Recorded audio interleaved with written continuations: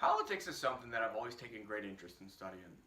However, as many Americans, the political landscape in this country is one that has left me feeling very furious and frustrated. Somehow, our Congress, for the last couple of years, has boasted around a 10% approval rate, plus or minus.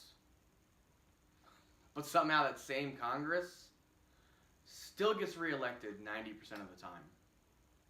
What that shows me is that our elected officials in D.C., they're not there to serve the interests of the voter. They're there to serve the interests of the lobbyists that get them elected, that fund their campaigns, which keep them in office. However, there are a few politicians that I hold to high regard and respect. In my lifetime, one of the politicians that I have respected the most is a man named Ron Paul. He served in the Texas 14th and 22nd congressional districts for 23 years over the course of a 36-year period. His goal while serving in Congress was to promote peace and prosperity for the American people through the advancement of individual liberty.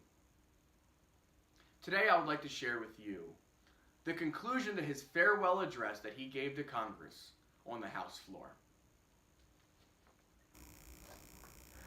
What are the greatest dangers that the American people face today and impede the goal of a free society? There are 5. The continuous attack on our civil liberties, which threaten the rule of law and our ability to resist the onrush of tyranny. Number 2, the violent anti-Americanism that has engulfed the world. Because the phenomenon of blowback is not understood or denied, our foreign policy is destined to keep us involved in many wars that we have no business being in, national bankruptcy, and a greater threat to our national security will result. Number 3, the ease in which we go to war without a declaration by Congress, but accepting international authority from the UN or NATO, even for preemptive wars, otherwise known as aggression. Number 4, a financial political crisis as a consequence of excessive debt, unfunded liabilities, spending, bailouts, and gross discrepancy in wealth distribution going from the middle class to the rich. The danger of central economic planning by the Federal Reserve must be understood. World government taking over local and U.S. sovereignty by getting involved in the issues of warfare, welfare, trade, banking, a world currency, taxes, property ownership, and private ownership of guns. Happily, there is an answer for these very dangerous trends. What a wonderful world it would be if everyone accepted the simple moral premise of rejecting all acts of aggression. The retort to such a suggestion is always, it's too simplistic. It's too idealistic, too impractical, naive, utopian, dangerous, and unrealistic to strive for such an ideal. The answer to that is that for thousands of years, the acceptance of government force to rule over the people at the sacrifice of liberty was considered moral and the only available option for achieving peace and prosperity. What could be more utopian than the myth, considering the result, especially looking at the state-sponsored killing by nearly every government during the 20th century, estimated to be in the hundreds of millions of people? It's time to reconsider this grant of authority to the state. No good has ever come from granting monopoly power to the state to use aggression against people to arbitrarily mold human behavior. Such power, when left unchecked, becomes the seed of an ugly tyranny. This method of governance has been adequately tested, and the results are in. Reality dictates, we try liberty. The idealism of non-aggression and rejecting all offensive use of force should be tried. The idealism of government-sanctioned violence has been abused throughout history and is a primary source of poverty and war. The theory of a society being based on individual freedom has been around for a long time. It's time to take a bold step and actually permit it by advancing this cause, rather than taking a step backward as some would like us to do. Today, the principle of habeas corpus established when King John signed the Magna Carta in 1215 is under attack in our own government. There is every reason to believe that a renewed effort with the use of the internet that we can instead advance the cause of liberty by spreading an uncensored message that will serve to rein in government authority and challenge the obsession with war and welfare. What I'm talking about is a system of government guided by the moral principles of peace and tolerance. The founders were convinced that a free society could not exist without a moral people. Just writing rules won't work if the people choose to ignore them. Today, the rule of law written in the Constitution has little meaning for most Americans, especially those who work in Washington, D.C. Benjamin Franklin claimed, quote, "Only a virtuous people are capable of freedom." John Adams concurred, quote, "Our Constitution was made for a moral and religious people.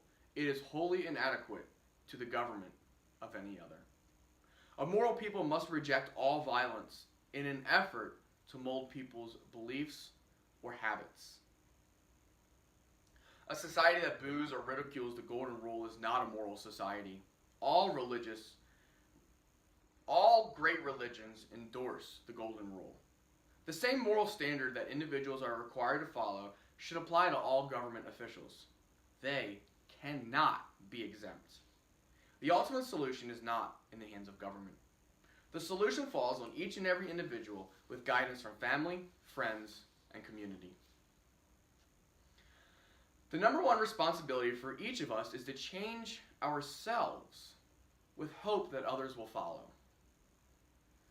This is of greater importance in working on changing the government.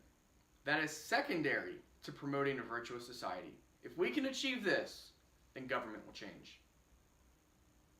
It doesn't mean that political action or holding office has no value.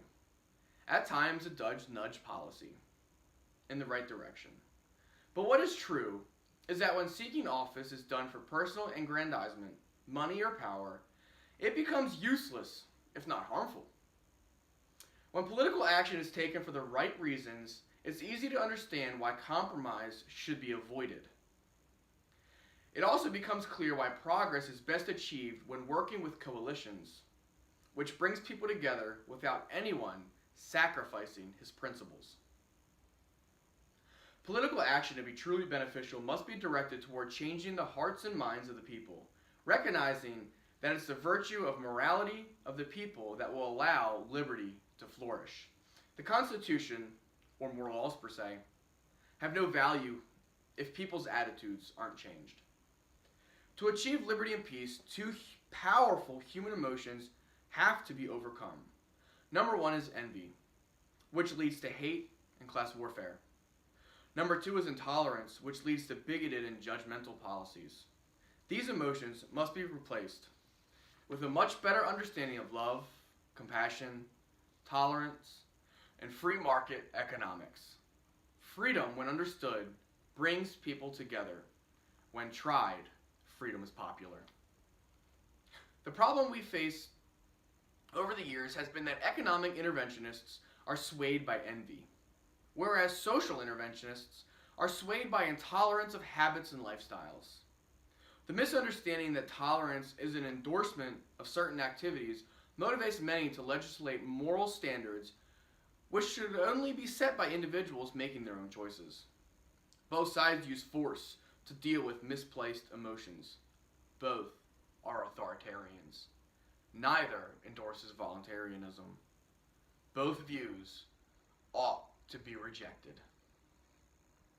I have come to one firm conviction after the many years of trying to figure out the plain truth of things. The best chance for achieving peace and prosperity for the maximum number of people worldwide is to pursue the cause of liberty.